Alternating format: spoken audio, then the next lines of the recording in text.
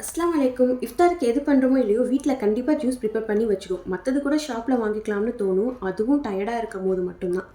Juice ஒவ்வொரு நாளைக்கும் ஒவ்வொரு டைப்பில் இருக்கணும். இன்றைக்கி கஸ்டர்ட் ட்ரிங்க் தான் பண்ணியிருந்தேன். ஃபஸ்ட்டு ஜவ்வரிசியை வேக வச்சு எடுத்துக்கணும்.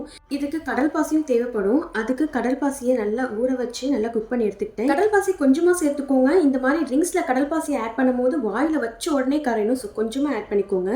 ஃப்ளேவருக்கு ஸ்ட்ராபெரி ஃப்ரூட் க்ரஷ் தான் சேர்த்துக்கிட்டேன். 20 மினிட்ஸ் ஃப்ரிட்ஜில் செட் பண்ணி எடுத்துக்கோங்க. அடுத்து சப்ஜா சீட்ஸும் ஊற வச்சு எடுத்துக்கோங்க. இந்த சைட் ஜவ்வரிசியும் குக் ஆகிடுச்சு.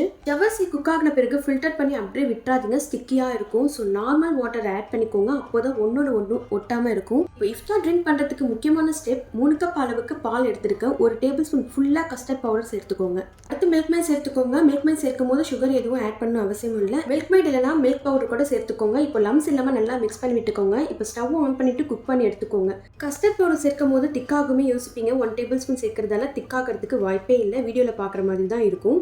இப்போ ஒரு பவுலில் ரெடி பண்ணி வச்சிருந்த கடல் பாசி, சப்ஜா சீட்ஸ், ஜவ்வரிசி, ஐஸ் கியூப்ஸ், கஸ்டர்ட் மில்க் சேர்த்து நல்லா மிக்ஸ் பண்ணி விட்டுக்கோங்க. நல்லா சில்லுன்னு குடிக்கும் போது அமிர்த மாதிரி இருக்கும். கண்டிப்பாக ட்ரை பண்ணி பாருங்க. திரும்ப திரும்ப பண்ணுவீங்க. ஜூஸ் அண்ட் டெசர்ட்ஸ் கூட யோசிக்காம பண்ணிடலாம் வீட்லயே. பட் ஃப்ரைட் ஐட்டம் என்ன பண்ணுறது யோசிச்சு அதுலேயே டைம் போயிடும். லாஸ்ட் மினிட்ல ஷாப்பில் வாங்கிடுவோம்.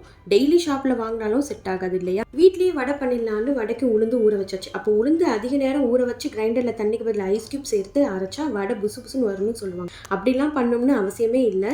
மிக்ஸில் நல்லா திக்காக அரைச்சி எடுத்தோம்னா நல்லா சூப்பராக வந்துடும். இதுக்கு முக்கியமான ஸ்டெப்ஸ், கையால் மாவை நல்லா அடித்து எடுத்தோம்னா இன்னும் நல்லா புசு புசுன்னு வரும். முழு மிளகு சேர்ப்பாங்க. பசங்க சாப்பிட்றதால நான் இடிச்சு சேர்த்துக்கிட்டேன். ஆனியன் எப்போதுமே நான் அதிகமாக தான் சேர்த்துப்பேன். ஆனியன் அதிகமாக சேர்க்கறதால டேஸ்ட்டுமே சூப்பராக இருக்கும். இது கூட கேரட், மல்லித்தலை, அரிசி மாவு இதெல்லாம் சேர்த்து ஃப்ரை பண்ணி பாருங்க. டேஸ்ட்டு சூப்பராக இருக்கும். அன்னைக்கு சிட்டி தான் வடை பண்ணியிருந்தாங்க. அன்னைக்கு எதுவும் மிஸ் ஆகின மாதிரி இருந்துச்சு. கடல் பாசி தான். அதையும் சிட்டி வீட்டில் ப்ரிப்பேர் பண்ணி கையோடு எடுத்து வந்திருந்தாங்க. பார்க்கறதுக்கு அவ்வளோ அழகாக இருந்துச்சு. ரியல் கிரேப்ஸை பார்க்குற மாதிரி இருக்கும். உங்களுக்கே அப்படி தான் இருக்கும்னு நம்புகிறேன். இது கூட இன்ஸ்டன்ட் கேரமல் புட்டிங் தான் பண்ணியிருந்தேன். நோம்பு டைமில் இது நம்ம கைவசமாக இருக்கணும். இருக்கிறதுலே ரொம்ப ஈஸியான டெசர்ட்னா இதுதான். கடல் பாசியை கட் பண்ணி சாப்பிடவே தோணலைங்க. பார்க்கறதுக்கு அவ்வளோ அழகாக இருந்துச்சு. சித்தி கையை பிடிச்சி கட் பண்ணாதன்னு சொன்னேன்.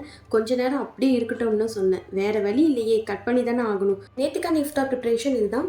மினி விளாக் சொல்லிட்டு கொஞ்சம் லாங்காக இருந்திருக்கும். கொஞ்சம் அட்ஜஸ்ட் பண்ணி பார்த்துக்கோங்க. பிடிச்சிருந்தா கமெண்ட் பண்ணுங்கள், லைக் பண்ணுங்க. ஷாஸ் கிச்சனை சப்ஸ்கிரைப் பண்ணிக்கோங்க.